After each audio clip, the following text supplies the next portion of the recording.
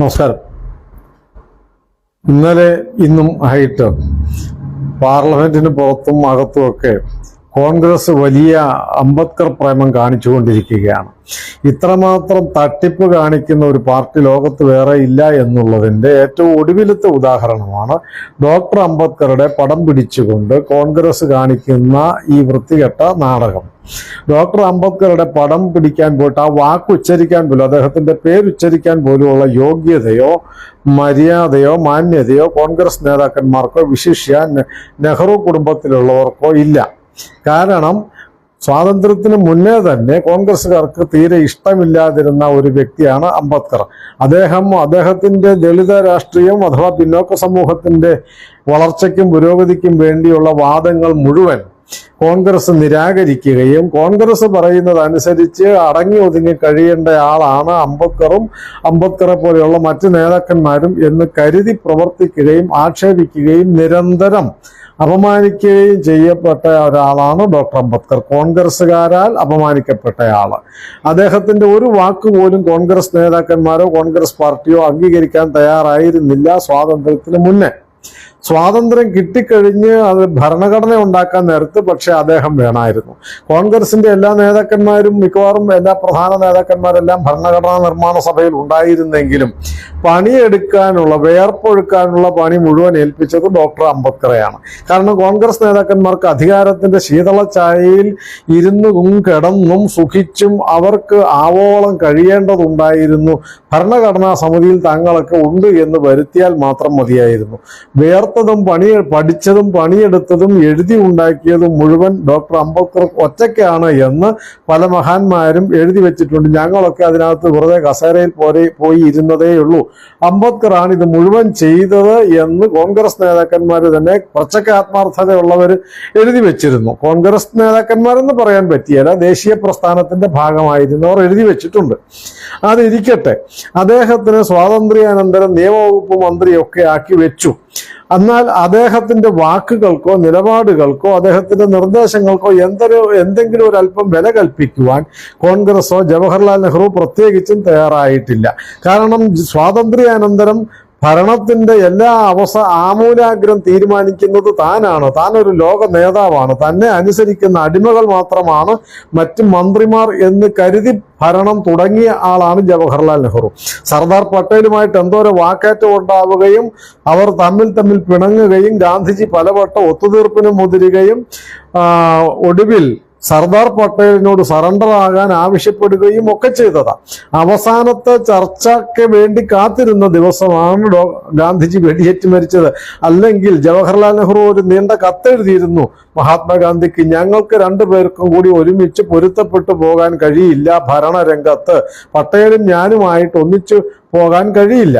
അതുകൊണ്ട് ഒന്നുകിൽ അധികാരം എനിക്ക് മാത്രമായിട്ട് വിട്ടുതരിക, അല്ലെങ്കിൽ ഞാൻ ഒഴിയാൻ തയ്യാറാണ്, അല്ലെങ്കിൽ അധികാരം പട്ടേലിനെ ഏൽപ്പിക്കുക. ഇത് രണ്ടാമത്തെ കാര്യം നടക്കില്ല എന്ന് ജവഹർലാൽ നെഹ്റുവിന് തന്നെ അറിയാം.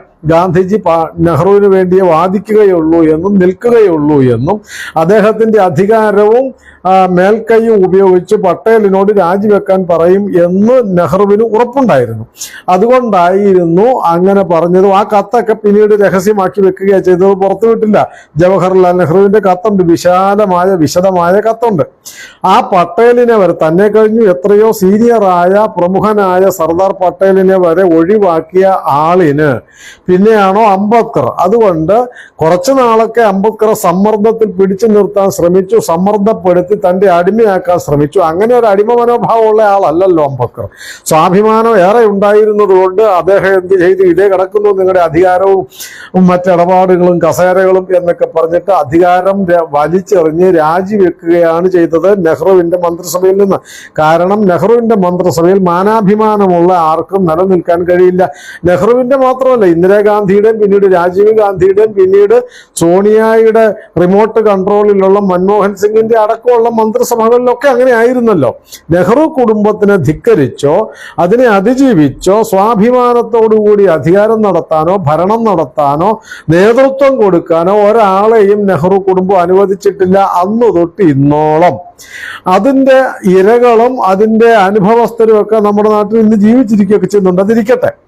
ഏറ്റവും പ്രധാന കാര്യം, ഭാരതരത്നം എന്ന അവാർഡ് ഉണ്ടാക്കിയപ്പോൾ സ്വന്തം കൈപ്പടയിൽ എഴുതി ഒപ്പിട്ട് പ്രധാനമന്ത്രി എന്ന ഞാൻ എനിക്ക് വേണ്ടി ഭാരതരത്നം ശുപാർശ ചെയ്യുന്നു എന്ന് പറഞ്ഞ് അതിൽ ഒപ്പിട്ട് സ്വന്തമായിട്ട് ഭാരതരത്നം എഴുതിയെടുത്തയാളാണ് പണ്ഡിറ്റ് ജവഹർലാൽ നെഹ്റു എന്ന പ്രധാനമന്ത്രി. പിന്നീട് അദ്ദേഹത്തിന്റെ മകൾ ശ്രീമതി ഇന്ദിര പ്രധാനമന്ത്രി ആയിരുന്നപ്പോഴും അവരും പ്രധാനമന്ത്രി എന്ന ശ്രീമതി ഇന്ദിരാഗാന്ധി എന്ന ഞാൻ എനിക്ക് വേണ്ടി ഒപ്പിടുന്നു എന്ന് പറഞ്ഞിട്ട് സ്വന്തമായി ഒപ്പിട്ട് ഭാരതരത്നം ഏറ്റുവാങ്ങിയതല്ല, പിടിച്ചെടുത്ത ആൾക്കാരാണ് ജവഹർലാൽ നെഹ്റു, ഇന്ദിരാഗാന്ധിയും എന്നൊക്കെ ഓർക്കണം.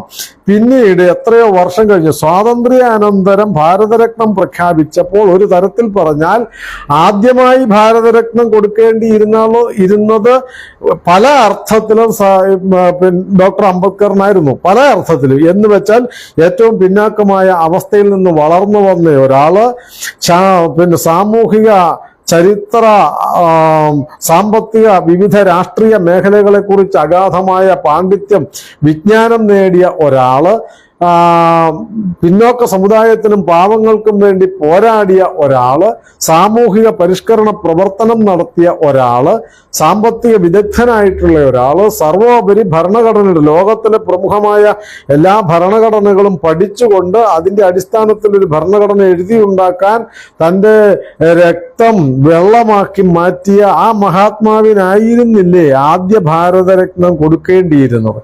അത് കൊടുക്കാതെ അച്ഛനും മകളും ഒക്കെ പങ്കിട്ടെടുത്ത് പിന്നീട് ഒരിക്കൽ പോലും അദ്ദേഹം ജീവിച്ചിരുന്ന ഒരു സമയത്തും അംബേദ്കറിന് ഭാരതരത്നം കൊടുത്തില്ല. കാരണം നെഹ്റു കുടുംബത്തിന് അപ്പുറത്തേക്ക് ഒരാള് ഭാരതരത്നമാകാൻ യോഗ്യതയുള്ളവരില്ല, അല്ല നെഹ്റു കുടുംബത്തിന്റെ അടിമകളല്ലാത്ത ആർക്കും ഭാരതരത്നത്തിന് അർഹതയില്ല എന്ന നിലയിൽ ആയിരുന്നില്ലേ അത് നടത്തിക്കൊണ്ടു പോയിരുന്നത്. പിന്നീട് അദ്ദേഹം മരിച്ച എത്രയോ വർഷം കഴിഞ്ഞ് 1956 അംബേദ്കർ സമാധിയാവുന്നത് 90-ലാണ്. 3.5 പതിറ്റാണ്ട് കാലത്തിന് ശേഷമാണ് പിന്നീട് ഡോക്ടർ അംബേദ്കർക്ക് ഭാരതരത്നം കൊടുക്കുന്നത്.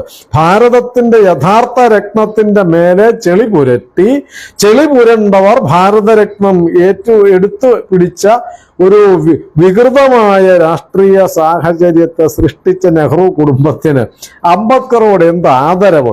ഇന്ന് ആ കുടുംബത്തിലെ നെഹ്റു കുടുംബത്തിലെ ഇന്നത്തെ തലമുറയിൽപ്പെട്ട 2 പേര് ചരിത്രമറിയാതെ ആ മഹാമനുഷ്യന്റെ ഫോട്ടോ എടുത്ത് ഉയർത്തിപ്പിടിക്കുമ്പോൾ, പടം എടുത്ത് ഉയർത്തിപ്പിടിക്കുമ്പോൾ ആ ഉയർത്തിപ്പിടിക്കേണ്ടത് തങ്ങളുടെ മുത്തശ്ശിയും മുതുമുത്തച്ഛനും ഒക്കെ ആയിരുന്ന ഇന്ദിരാഗാന്ധിക്കും ജവഹർലാൽ നെഹ്റുവിനും നേരെയാണ്. അവരുടെ നേരെയാണ് അംബേദ്കറുടെ ഫോട്ടോ പൊക്കിപ്പിടിക്കേണ്ടത്.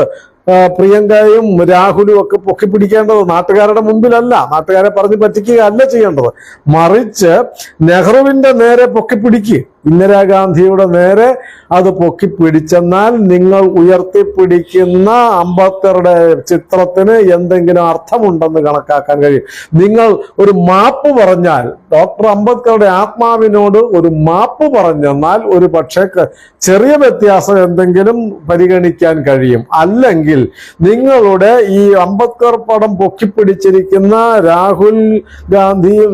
രാഹുലും പ്രിയങ്കയും സ്വന്തം പൂർവികന്മാരെ ആക്ഷേപിക്കുന്നതിന്, അവരുടെ അവർക്ക് അങ്ങനെ ഒരു സാധനം ഉണ്ടെങ്കിൽ അതിനെ കളിയാക്കുന്നതിന് തുല്യമാണ്. അല്ലെങ്കിൽ നിങ്ങൾ അംബേദ്കറോട് മാപ്പ് പറഞ്ഞുകൊണ്ട്, അംബേദ്കറുടെ ആത്മാവിനോട് മാപ്പ് പറഞ്ഞുകൊണ്ട് വേണം അദ്ദേഹത്തിന്റെ ഫോട്ടോ കയ്യിലെടുക്കാനും അദ്ദേഹത്തിന്റെ പേരുച്ചരിക്കാനും. നെഹ്റു കുടുംബത്തിലെ ഒരാൾക്കും അംബേദ്കറുടെ പേരുച്ചരിക്കാനോ ആ പടത്തെ തൊടാനോ അർഹതയില്ല എന്ന ഓർമ്മ വെച്ചുകൊണ്ട് ഈ നാണം കെട്ട രാഷ്ട്രീയ കളിക്ക് മുതിരണം എന്നാണ് പറയാനുള്ളത്. കുറഞ്ഞ പക്ഷം അവരുടെ കൂടെ നടക്കുന്ന ഈ പടുവൃദ്ധരായ കോൺഗ്രസ് നേതാക്കന്മാർ, ഈ കേരളത്തിലെ ഖാദി ചുറ്റി നടക്കുന്ന കള്ളന്മാരായ കോൺഗ്രസ് നേതാക്കന്മാരും ആ ചെറുപ്പക്കാരെന്ന് അഭിനയിക്കുന്ന അവരോട് പറഞ്ഞു കൊടുക്കുക, നിങ്ങളുടെ മുത്തശ്ശിയും മുത്തച്ഛനും ഒക്കെ ചെയ്ത ചതി എന്താണ് അംബേദ്കറോടെന്ന്. അതുകൊണ്ട് നമ്മൾ ഇങ്ങനെ ഇത് പറഞ്ഞു നടക്കരുത്, പൊക്കിപ്പിടിക്കരുത്, നമുക്ക് തന്നെ കോൺഗ്രസിന് തന്നെ അപമാനമാണ് എന്ന് പറഞ്ഞുകൊണ്ട് തിരുത്താൻ കേരളത്തിലെ കോൺഗ്രസ് നേതാക്കന്മാരും കൂടി തയ്യാറാകണം എന്ന് അഭ്യർത്ഥിക്കുന്നു. അംബേദ്കറോട് മാപ്പ് പറയേണ്ടതാണ് കോൺഗ്രസ് നേതാക്കന്മാരും, വിശിഷ്യ രാഹുലും പ്രിയങ്കയും മാപ്പ് പറയേണ്ടതാണെന്നും നമ്മൾ ആവശ്യപ്പെടേണ്ടതാണ് എന്ന് പറയുന്നു. നമസ്കാരം. കഴിഞ്ഞ ദിവസം നമ്മളൊരു വീഡിയോ ചെയ്തിരുന്നു. നമ്മുടെ ഒരു സംഘപ്രവർത്തകനെ സാമ്പത്തികമായിട്ട് സഹായിക്കാൻ വേണ്ടി തന്നെയായിരുന്നു. അതിലെ യാഥാർത്ഥ്യങ്ങൾ പറഞ്ഞുകൊണ്ടുള്ള വീഡിയോയുടെ വിശദ വിവരങ്ങൾ അറിയേണ്ടവർക്ക് നമ്മുടെ ഈ വീഡിയോ കഴിഞ്ഞ ഉടനെ ആദ്യ കമന്റ് ആയിട്ട് അത് പിൻ ചെയ്ത് വെക്കുന്നതാണ്. അത് എല്ലാ മാന്യ പ്രേക്ഷകരും കാണേണ്ടതുണ്ട്. കാരണം നമുക്കറിയാം, ഇവിടെ നിരോധിക്കപ്പെട്ട പോപ്പുലർ ഫ്രണ്ട് എന്ന് പറയുന്ന ഭീകര സംഘടന, മുസ്ലിം ഭീകര സംഘടന, ആ ഭീകര സംഘടനയും SDP-യുമായി ചേർന്നുകൊണ്ട് നമ്മുടെ ഒരു സംഘപ്രവർത്തകനെ കള്ളക്കേസിൽ കുരുക്കിയതാണ് വിഷയം. അപ്പൊ അത് വിശദമായിട്ട് ഞാൻ മുൻപൊരു വീഡിയോയിൽ കഴിഞ്ഞ ദിവസം പറഞ്ഞിട്ടുണ്ട്. അത് ഇവിടെ പിൻ ചെയ്ത് വെക്കുന്നുണ്ട്. അപ്പോൾ അത് എല്ലാവരും ഒന്ന് പോയി കാണുക.